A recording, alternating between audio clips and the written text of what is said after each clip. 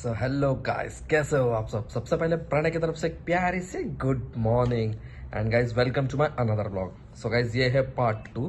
जैसे कि मैंने पार्ट 1 डाला था उसमें मुझे अच्छे रिव्यूज आए थे और अच्छे रिस्पांस भी आए थे और कॉल्स भी आए थे कि थैंक यू तुमने ये वीडियो ये वो सब कुछ बनाया, उसके लिए मेरी तरफ से भी थैंक यू। मेरा तो बस फर्ज था दिखाना।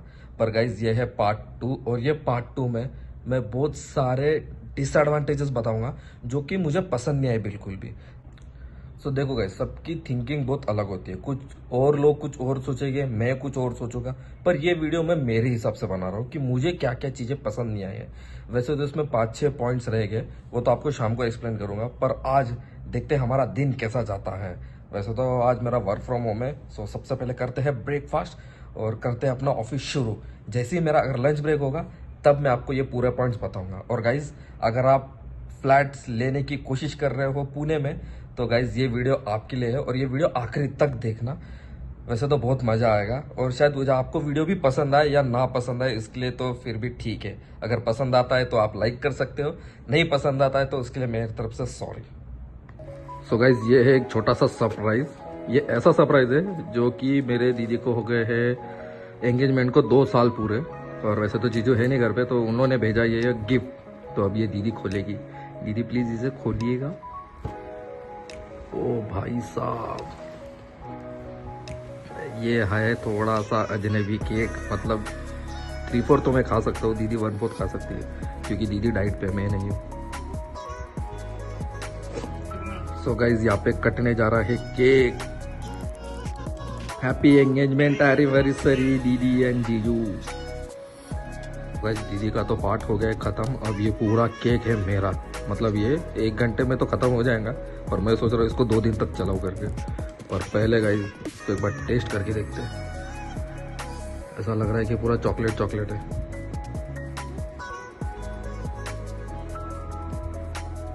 इतना चॉकलेट है कि हाथ में भी नहीं आ रहा, क्या पता वो।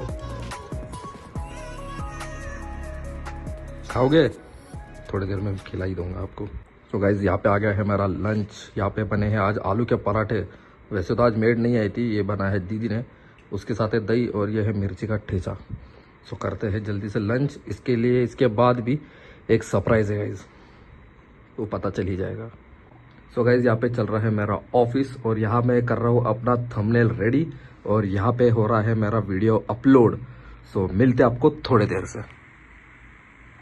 So hello guys, I am back. So guys कल मैंने जो वीडियो अपलोड किया था कोहिनूर के ऊपर, तो उसमें मैंने 2 चीज बोला गया था, एक डिसएडवांटेजेस और एक एडवांटेजेस। पर मैंने उसमें पूरे एडवांटेजेस बात की। क्यों? क्योंकि वो मेरी फैमिली थी और मेरी ड्रीम सोसाइटी थी, तो मैं उसके बारे में बहुत अच्छा ही बोलूंगा। पर मेरे को 2-3 मैसेजेस आए, कॉल्स भी आए कि भैया अपने डिसएडवांटेजेस नहीं बताया कि हम फ्लैट ले रहे हैं पुणे में, तो हमें क्या क्या देखना चाहिए वो सब। तो मैं ये सोच रहा था कि इसका पार्ट 2 बनाओ या ना बनाओ। फिर मैंने सोचा कि चलो ठीक है बना ही लेते हैं। तो गाइज ये है मेरा पार्ट 2 जिसमें मैं बात करूंगा पूरे डिसएडवांटेजेस। जी मुझे जो मेरे को बिल्कुल पसंद नहीं आए कोहिनूर के हिसाब से। तो गाइज मैंने यहाँ पे 4-5 पॉइंट नोट किए हैं। तो सबसे पहले तो मैं 2022 में पुणे में फ्लैट लेने की सोच रहा था। तो मेरा बजट था 80 लाख का। तो मैंने बहुत सारे प्रोजेक्ट सर्च किए, मैंने बिल्डर्स देखे अच्छे अच्छे। तो मुझे कोहिनूर एक बेस्ट लगा था मेरे हिसाब से। अब आपका क्या प्रोस्पेक्टिव है वो मुझे नहीं पता। तो फिर मैं ये सोच रहा था कि 80 लाख में हमें कहीं ना कहीं अच्छा प्रोजेक्ट मिल जाएगा। तो फिर मैं जब 22 में सर्च कर रहा था तो मुझे कोहिनूर का एक प्रोजेक्ट मिला था जो तातवड़ में बनने वाला था। तो मेरे जीजा ने भी मुझे सजेस्ट किया था कि ये प्रोजेक्ट बेस्ट है क्योंकि यहाँ पे WDC बनने वाला है, ये वो सब कुछ। तो गाइज सबसे पहला पॉइंट मेरा ये है कि जब भी आप फ्लैट लोगे ना तो सबसे पहले बिल्डर के बारे में सोच लेना। क्योंकि कोई कोई बिल्डर ऐसे होते हैं कि आपको बताएंगे कुछ और बनाएंगे कुछ और। कोई बिल्डर्स के कारपेट एरिया छोटे होते हैं, कोई बिल्डर के रेट्स बड़े होते हैं, बहुत सारी चीजें ऐसी होती है। तो गाइज आते हैं पॉइंट नंबर 2 में ये है, सबसे पहले ये वीडियो देखो, इसके बाद हम बात करेंगे। यहाँ पे आ गया है एक बड़ा समस्या। कोहिनूर वालों ने यहाँ पे बनाई है माड़ा बिल्डिंग। अब ये सोचो आप गाइज कि ये इतनी प्यारी सोसाइटी के बीच में अगर माड़ा बिल्डिंग बनेगी तो ये लोगों ने जो अपने पैसे जमा करके अपने बालकनी का व्यू जो लिया है वो तो पूरा ब्लॉक हो जा रहा है। ऐसा लग रहा है कि 4 दीवार के अंदर आप बीच में खड़े हो, मतलब रोशनी ही नहीं आ रही है। तो वीडियो में देखा होगा माड़ा बिल्डिंग सबसे मेन प्रॉब्लम गाइज। मेरे को देखो गाइज माड़ा बिल्डिंग से कोई प्रॉब्लम नहीं। क्यों? क्योंकि मेरा 8-7 टावर बहुत अलग है मेरे बिल्डिंग से। पर गाइज वो अपनी सोसाइटी है, तो हमें भी उनके साथ खड़ा रहना चाहिए, क्योंकि हम एकजुट फैमिली है। अगर आगे की प्रॉब्लम आती है तो हम सॉल्व करेंगे, जब हमारे ऊपर प्रॉब्लम होगी तो हमारी सोसाइटी सॉल्व करेंगे। सो गाइज मेरा बस ये बोलने का मतलब था कि जब मैं फ्लैट देखने गया था, मेरे को सेलर्स ने बहुत प्यारे प्यारे बात की है कि आपकी बिल्डिंग ऐसी रहेगी, ये वो एमिनिटीज व्यू है, ये वो। मैंने उन्हें रिक्वेस्ट भी किया था गाइस कि मेरे को टावर ए से लेके 2, 3, 4, 5, 6 में कहीं पे भी फ्लैट दिला दो, पर A7 में मत दिलाना। पर उन लोग ने बोला कि गाय क्या करोगे वहां पे फ्लैट लेके, एमिनिटीज है, A7 टावर अभी नया नया लॉन्च हुआ है और अभी बन रहा है, आपको यहाँ पे भी अच्छे अच्छे व्यूज मिलेंगे, आप बालकनी से जाओगे तो आपको रोड का व्यू मिलेगा, ये वो सब ब्ला ब्ला। उन्हें मुझे बहुत कुछ बोला है। पर गाइज आती है बात माड़ा बिल्डिंग की। मुझे ये बस यही क्वेश्चन था कोहिनूर से कि आप अगर जब माड़ा बिल्डिंग बना रहे हो तो आप बाउंड्री के बाहर बना सकते हो, या तो फिर आपने जो सोसाइटी का स्ट्रक्चर एक खड़ा किया था उसके भी अलावा बाजू में भी कोई जगह लेके वहां पे भी बना सकते हो, या फिर कोई और भी बना सकते हो। पर आप मेन एंट्रेंस में सोसाइटी बना रहे हो माड़ा की, तो सोचो ना गाइज, वो बिल्डिंग का स्ट्रक्चर लुक पूरा खराब हो रहा है। और A2 और A3 वालों का जो टावर्स है, A1, A2, A3 जो भी है, A4, A6 तक, तो उनका गाइस पूरा व्यू खराब हो रहा है। मेरे को बस ये बोलना है कि आप लोगों के बारे में भी सोचो ना। जब लोग 80-80, 90-90 लाख उसमें अपन इन्वेस्ट कर रहे हो, तो हमें भी कुछ फल मिलना चाहिए। जैसे कि मैं बोलना चाहता हूँ A टावर के बारे में। A टावर का तो पूरा व्यू ब्लॉक है, बालकनी अगर मैं आप खड़े रहोगे तो माड़ा के पूरे लोग आपको देख पाएंगे।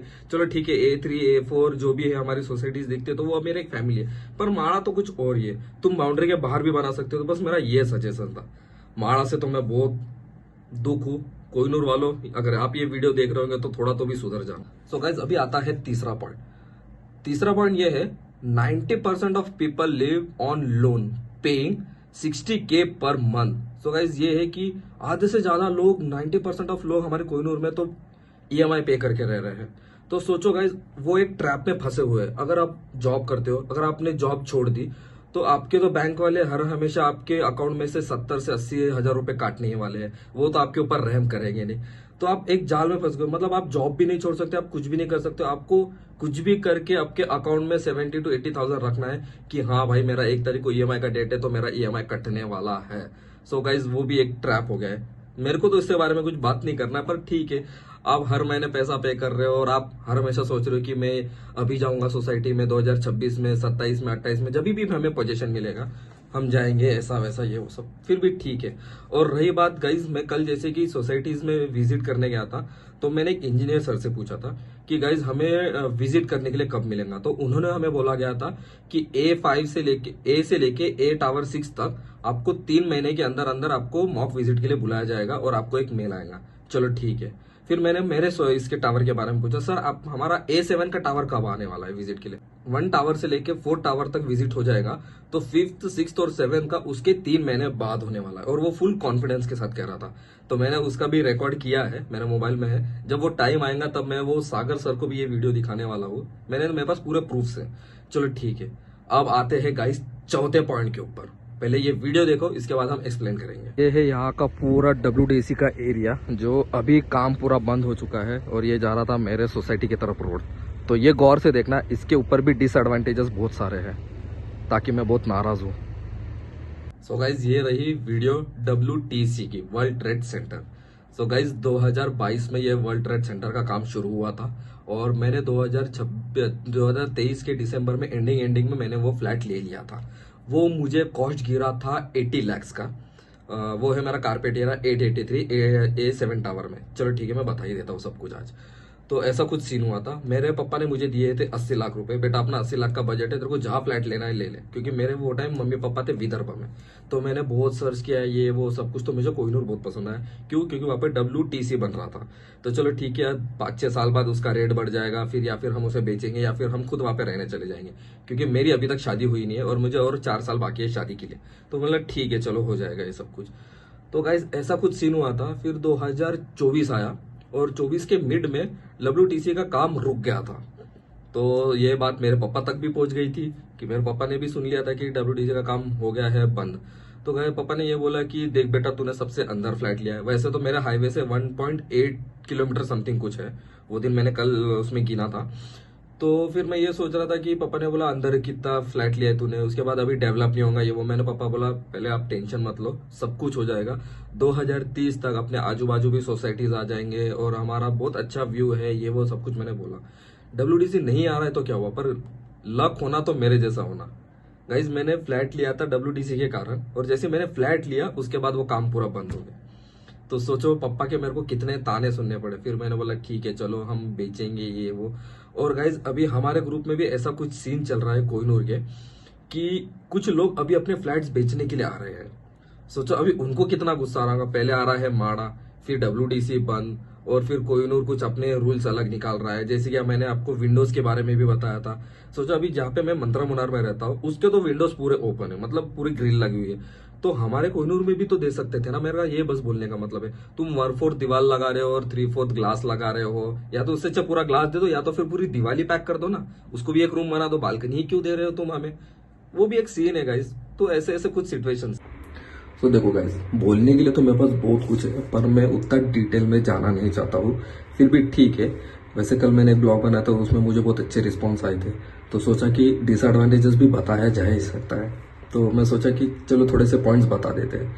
फिर भी ठीक है, क्योंकि कुछ लोग मेरे से जुड़े हुए हैं मेरे फैमिली में यूट्यूब के, तो सोचा कि उन्हें भी थोड़ा सा गाइडेंस दे दे, क्योंकि वो भी कुछ फ्लैट्स देख रहे हैं पुणे में और उनका भी पहला ही फ्लैट है।